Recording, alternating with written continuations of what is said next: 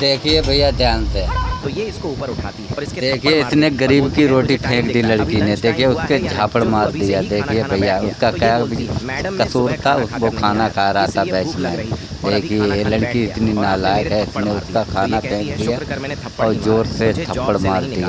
देखिए भैया ये अमीरी का रुआब झाड़ दे ये गरीब पे, तो सब कुछ कर सकता है। तो ये ऐसा होता। देखिए लड़का कहता है बुजुर्ग को छोड़ दो।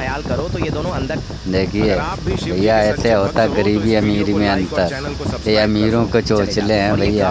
देखिए वो खाना पकाया कर रहा। देखो मैडम जी आई हैं, ध्यान से देखना।